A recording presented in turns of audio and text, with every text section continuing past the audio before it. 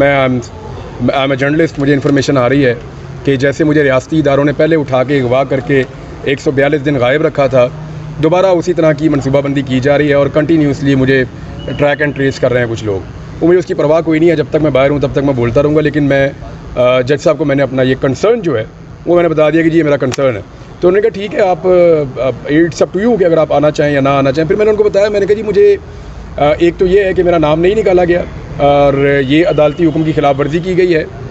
दूसरी मैंने उनको ये बात बताई कि मुझे तो ASF ने दूसरा मुकदमा करवाया, तो मैं जुरिस्डिक्शन में था वहाँ पे एयरपोर्ट की और ASF की, तो ASF ने दूसरा मुकदमा करवाया, इसका मतलब है मैं उनकी हुदूद में था जब ही उन्होंने मेरे पे मुकदमा दर्ज करवाया।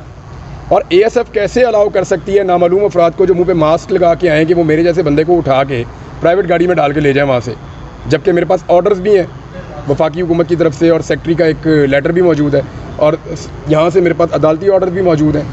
तो ये ऐसा नहीं कर सकते थे। ये चीज़ मैंने जज साहब के सामने रखी कि जी ASF इज़ इन्वॉल्व और वो फेडरल गवर्नमेंट का इदारा है, पंजाब गवर्नमेंट का नहीं है। तो हम यहाँ पे पंजाब गवर्नमेंट की शिकायत लगाने या उनकी चीज़ें करने नहीं आए, वो हम वहाँ पे उनको इंशाल्लाह निपटेंगे। यहाँ पे जो हम चीज़ें लेकर आए हैं वो हमारी हैं सेक्रेटरी इंटीरियर से मुताल्लिक, उनको दी गई श्योरिटी से मुताल्लिक और उनकी दी गई जो उन्होंने हमें और अदालत को श्योरिटी दी उससे मुताल्लिक, और जो ASF का कंडक्ट है जो फेडरल गवर्नमेंट का इदारा है उससे मुताल्लिक ये चीज़ें हम यहाँ पे लेकर आए हैं। अदालत केस में बड़ी कार्रवाई, इमरान रियाज खान साहब जो है ना वो अभी बाहर आ गए, उनके वकील से बात करते हैं, उनसे पूछते हैं क्या हुआ। जी कदीर भाई, आज की प्रोसीडिंग ऑर्डर बता देते हैं आपको, क्योंकि इन्होंने ऑर्डर सुना है, बहुत तफसीली ऑर्डर जज साहब ने लिखवाया। अच्छा, आज जो है वो इमरान रियाज से रिलेटेड जो केस था, जो कि पहले अदालत ने 11 को एक इंटर कोर्ट अपील में एक ऑर्डर पास किया था जिसमें हमें हज पे जाने की इजाज़त दे दी गई थी इमरान रियाज साहब को, और फिर हमें सेक्रेटरी इंटीरियर साहब के पास भी भेजा था कि जी आप वहाँ पे चले जाएं, और चूँकि आपने लाहौर से ट्रैवल करना है तो सेक्रेटरी इंटीरियर साहब जो कंडीशन इम्पोज करते हैं उसको देख लें। अगर वो कंडीशन अनरीज़नेबल हुई तो हम उसको सेटिस्फाई कर देंगे और उसके बाद आप हज पे जा सकते हैं। हम 11 तारीख को 11 जून को सेक्रेटरी इंटीरियर साहब के ऑफिस में गए और हमने वहाँ पे जो 1 मिलियन की श्योरिटी थी वो सबमिट की, और उसके बाद हमें ये बताया गया कि आपका जो नाम है वो PCL पासपोर्ट कंट्रोल लिस्ट जो है उससे रिमूव कर दिया गया, और उन्होंने हमें वो एक नोटिफिकेशन भी दिया और वो नोटिफिकेशन हमने कोर्ट में जमा करा दिया। मीनवाइल अदालत ने भी हमसे एक अंडरटेकिंग ली कि जब आप हज करके वापस आएंगे तो आप आज 8 जुलाई को अदालत के सामने अपीयर होंगे। आज हम 8 जुलाई को अदालत के सामने अपीयर हुए, बट आप सबके नोटिस में है कि जो 11 तारीख की शाम को हज पे जाते वक्त जो कुछ हुआ और जो कि पूरे पाकिस्तान ने देखा कि किस तरह से एक एग्जेक्टिव डिफाइंस है कोर्ट ऑर्डर्स की और किस तरह से रूल ऑफ लॉ के ख़िलाफ़ जो भी एग्जेक्टिव है वो काम कर रही है और उन्होंने हज पे नहीं जाने दिया। तो उसके बाद हमने कंटेम्प्ट फाइल की। कंटेम्प्ट पे कुछ सर्टन ऑब्जेक्शंस थे, जिसमें कि जो लाहौर के, चूँकि लाहौर की हदूद से अरेस्ट किया गया था और वहाँ से डिफाइंस हुई थी, तो क्या उनके ख़िलाफ़ मेंटेनेबल है या नहीं है। खैर वो एक प्रोसीजरल ऑब्जेक्शन थे। आज अदालत ने जो है सेक्रेटरी इंटीरियर को जो एग्जेक्टिव डिफाइंस थी उसके अगेंस्ट एक कंटेम्प्ट नोटिस में जारी कर दिया है कि जो सेक्रेटरी इंटीरियर है वो आके बताएं।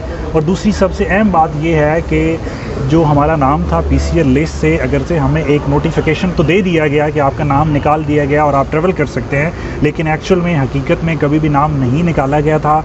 शायद 1-2 लेयर्स बनाई गई थी कि सबसे पहले एक अरेस्ट की कोशिश की जाएगी और अगर अरेस्ट की कोशिश कामयाब नहीं होती तो फिर एक जो कि फैब्रिकेटेड एक लिस्ट में नाम डाल के PNIL में चूँकि रिस्ट्रिक्शंस रिमूव नहीं की गई थी तो वहाँ से अरेस्ट कर लिया जाएगा। तो उसके बारे में हमने एक सेपरेट पिटिशन भी फाइल कर दी है और हमारी इंटर कोर्ट अपील आज भी पेंडिंग है, जिसमें मुतल्लिका सेक्रेटरी इंटीरियर को और कंटेम्प्ट में भी उनको बुला लिया गया है कि वो आके बताएं कि उन्होंने क्यों जो कोर्ट ऑर्डर है उनकी डिफाइंस की है और क्यों एक डिसीविंग टैक्टिक्स यूज़ किए हैं, जिसमें एक नोटिफिकेशन निकाल दिया कि आप पे कोई restriction of right to movement नहीं है और आप ट्रैवल कर सकते हैं, लेकिन एक्चुअल में वो कभी भी नहीं निकाली गई थी। तो अब अगली डेट पे लेट्स सी जो सेक्रेटरी इंटीरियर साहब हैं वो आते हैं तो वो क्या स्टांस लेते हैं, लेकिन मैटर ऑफ रिकॉर्ड है कि कभी भी हमारा नाम PCL और PCL और जो रिस्ट्रिक्टेड लिस्ट है उसमें से नहीं निकाला गया था, और जबकि ऐसी कोई वजूहत उनके पास मौजूद नहीं थी। जिस दिन हम सेक्रेटरी इंटीरियर साहब के पास गए हैं उस दिन उन्होंने हमें पर्सनल अपॉर्चुनिटी ऑफ हियरिंग भी दी, लेकिन उसके बावजूद एक नोटिफिकेशन देने के बाद फिर से नाम डाल दिया या नहीं निकाला, ये एक सेपरेट चीज़ है। लेकिन रिस्ट्रिक्शन जो हैं वो हमारे राइट टू ट्रैवल पे वो हमेशा रही हैं। तो इंशाल्लाह इस केस को जो है वो आगे चलेगा और जो पाकिस्तान में रूल ऑफ लॉ की जो एग्जेक्टिव डिफाइंस की एक हालत है जो कि हमने देखा, अब अमेरिका में एक बहुत अर्सा पहले केस हुआ था, चरोकी लैंड केस, जिसमें एक जॉन मार्शल ने एक डिसीजन दिया था। तो प्रेसिडेंट जैक्सन ने कहा था कि if John Marshall has made a decision let him enforce it. तो हमने ये देखा कि सोशल मीडिया पे एक बात थी जब अदालत ने ये नाम निकाला कि इमरान रियाज को हज पे जाने दिया जाएगा, तो हमने सोशल मीडिया पे एक बात देखी, और जो कि एग्जेक्टिव डिफेंस को सपोर्ट करते हैं, उन्होंने ये बात कही कि जी नहीं जाने देंगे, और फिर कहा कि नहीं जाने दिया। तो अब ये इस अदालत के लिए एक मार्शल मोमेंट है कि उन्होंने अपने ऑर्डर्स को, जो 11 तारीख को ऑर्डर था जिसमें बड़ा कैटेगोरिकली कहा गया था कि कोई ऑब्स्ट्रक्शन, कोई हिंड्रेंस क्रिएट नहीं की जाएगी, कि अदालत अपने इस ऑर्डर को कैसे इन्फोर्स कराती है। ठीक है सर, आपका भी जज साहब से मुकालमा हुआ, उस हवाले से थोड़ा सा बताइएगा कि आज क्या गुफ्तगू हुई? वो असल में कदीर साहब ने जज साहब से कहा कि जी इनको बार बार आने की ज़रूरत तो नहीं है इस केस में। तो जज साहब ने कहा जी इनको आज भी आने की ज़रूरत नहीं थी। तो फिर मैंने उनसे दरख्वास्त की, मैंने कहा जी मैंने आपसे प्रॉमिस किया था कि मैं 8 तारीख को आऊँगा, मैं अगर हज पे चला जाता मैंने तब भी आ जाना था, और मैं आज भी क्योंकि प्रॉमिस था मेरा तो मैं पहुँचा हूँ। फिर मैंने उनको बताया, मैंने कहा जी ये मेरे लिए ट्रैवल इतना आसान नहीं है, चीज़ें उतनी आसान नहीं हैं, थोड़ी कम्प्लेक्स हैं, और मैं आई एम जर्नलिस्ट, मुझे इन्फॉर्मेशन आ रही है कि जैसे मुझे रियासती इदारों ने पहले उठा के अगवा करके 142 दिन गायब रखा था, दोबारा उसी तरह की मनसूबाबंदी की जा रही है, और कंटिन्यूसली मुझे ट्रैक एंड ट्रेस कर रहे हैं कुछ लोग। वो मुझे उसकी परवाह कोई नहीं है, जब तक मैं बाहर हूँ तब तक मैं बोलता रहूँगा, लेकिन मैं जज साहब को मैंने अपना ये कंसर्न जो है वो मैंने बता दिया कि जी ये मेरा कंसर्न है। तो उन्होंने कहा ठीक है, आप इट्स अप टू यू कि अगर आप आना चाहें या ना आना चाहें। फिर मैंने उनको बताया, मैंने कहा जी मुझे एक तो ये है कि मेरा नाम नहीं निकाला गया और ये अदालती हुक्म की खिलाफ वर्जी की गई है। दूसरी मैंने उनको ये बात बताई कि मुझे तो ASF ने दूसरा मुकदमा करवाया, तो मैं जुरिस्डिक्शन में था वहाँ पे एयरपोर्ट की और ASF की, तो ASF ने दूसरा मुकदमा करवाया, इसका मतलब है मैं उनकी हुदूद में था जब भी उन्होंने मेरे पे मुकदमा दर्ज करवाया। और ASF कैसे अलाउ कर सकती है नामालूम अफराद को जो मुँह पे मास्क लगा के आएँ कि वो मेरे जैसे बंदे को उठा के प्राइवेट गाड़ी में डाल के ले जाएँ वहाँ से, जबकि मेरे पास ऑर्डर्स भी हैं वफाकी हुकूमत की तरफ से, और सेक्रेटरी का एक लेटर भी मौजूद है, और यहाँ से मेरे पास अदालती ऑर्डर भी मौजूद हैं। तो ये ऐसा नहीं कर सकते थे। ये चीज़ मैंने जज साहब के सामने रखी कि जी ASF इज़ इन्वॉल्व, और वो फेडरल गवर्नमेंट का इदारा है, पंजाब गवर्नमेंट का नहीं है। तो हम यहाँ पे पंजाब गवर्नमेंट की शिकायत लगाने या उनकी चीज़ें करने नहीं आए, वो हम वहाँ पे उनको इंशाल्लाह निपटेंगे। यहाँ पे जो हम चीज़ें लेकर आए हैं वो हमारी हैं सेक्रेटरी इंटीरियर से मुताल्लिक, उनको दी गई श्योरिटी से मुताल्लिक, और उनकी दी गई जो उन्होंने हमें और अदालत को श्योरिटी दी उससे मुताल्लिक, और जो ASF का कंडक्ट है जो फेडरल गवर्नमेंट का इदारा है उससे मुताल्लिक ये चीज़ें हम यहाँ पे लेकर आए हैं। अदालत को गुमराह किया गया, अदालत की जो है वो तौहीन की गई है। देखते ये हैं कि जजेस इसके ऊपर किस किस्म का रिएक्शन देते हैं। भारत बड़ा डिटेल्ड ऑर्डर उन्होंने लिखवाया, और मैं उम्मीद करता हूँ कि अगली पेशियों के अंदर गवर्नमेंट को इसका जवाब देना पड़ेगा। इमरान भाई, आज शाह महमूद कुरैशी साहब को जो है कोट लखपत जेल में मुंतकिल कर दिया गया है, और क्या समझते हैं उनकी भी उसी तरह रिहाई मुमकिन हो सकती है जिस तरह परवेज़ कोटलखपत जेल में ये है कि वहाँ पे क्योंकि केसेस चल रहे हैं जो लाहौर में मुकदमात हैं 9 मई के हवाले से, और दहशतगर्दी के जो मुकदमात हैं वो 9 मई के वहाँ पे हैं, वहाँ पे जेल के अंदर समाअत होती है केसेस की। तो क्योंकि शाह महमूद कुरैशी साहब को उन केसेस में इन्वॉल्व किया गया, लिहाजा इनको वहाँ पे शिफ्ट करना पड़ा, और वहाँ पे अब जेल में उनकी समाअत होगी।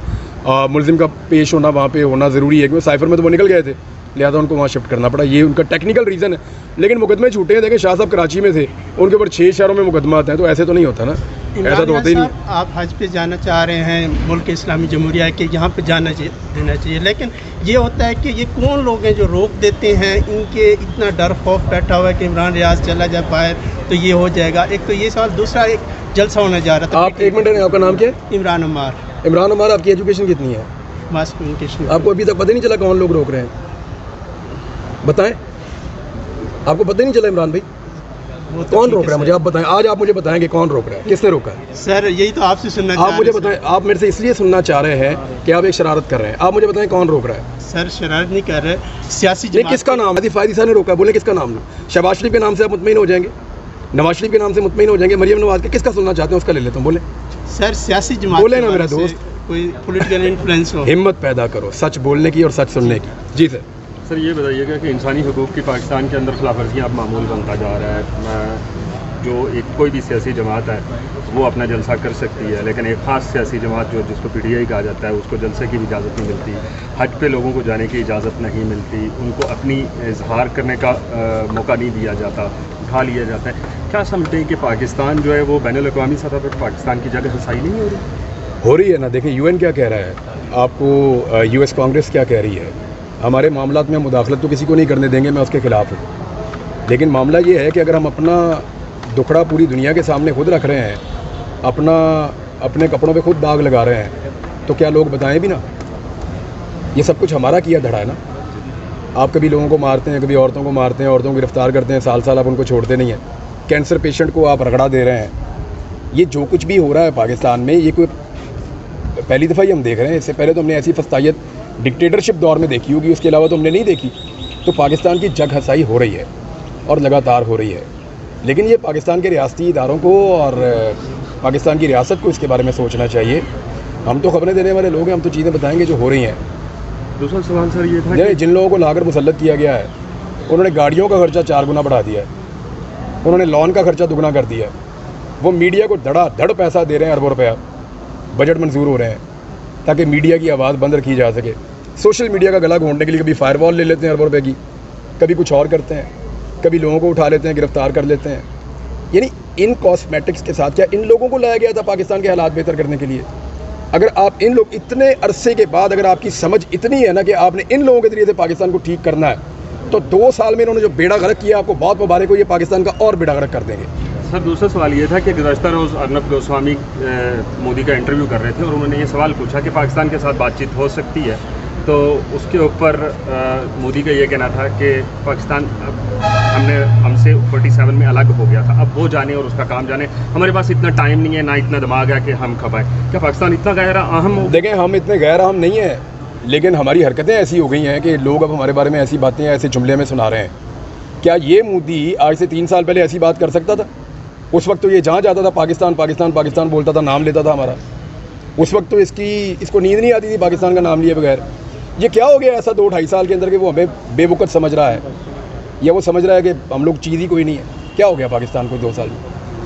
कुछ तो हुआ ना भाई, कोई तो ऐसी चीज़ है जो हमसे गलती हो गई है, या लोग हमारा दुश्मन भी हमारा मजाक उड़ा रहे हैं। तो मामला सिर्फ इतना है कि 600 अरब डॉलर की इकॉनमी है उनकी, और आपकी 6 अरब डॉलर मुश्किल से है, तो फ़र्क तो है ना भाई। फिर सर, हुकूमत मुज़ाकराती कमेटी बना रही है जिसमें खान साहब ने भी कहा हमारे नुमाइंदे भी शरीक होंगे, क्या समझते हैं? ये ऑपरेशन के मामले के ऊपर जो वो हो रही है APC ओवरऑल सर सियासी अदम इस्तेकाम जो है उसको कम करने के लिए, सियासी अदम इस्तेकाम कम एक ही तरीके से हो सकता है कि विक्टिमाइजेशन जो है वो ख़त्म की जाए। यानी जब आप लोगों को मारते हैं तो लोग रोते हैं, अगर आप नहीं मारेंगे तो नहीं रोएंगे। अगर इस्तेकाम पाकिस्तान में लेकर आना है तो बर्बरियत ख़त्म करनी पड़ेगी, जबर ख़त्म करना पड़ेगा, ये जो पाबंदियाँ इजहार राय पे ये ख़त्म करनी पड़ेंगी, और मैंडेट का एहतराम करना पड़ेगा। तो इस्तेकाम सियासी तौर पे आएगा।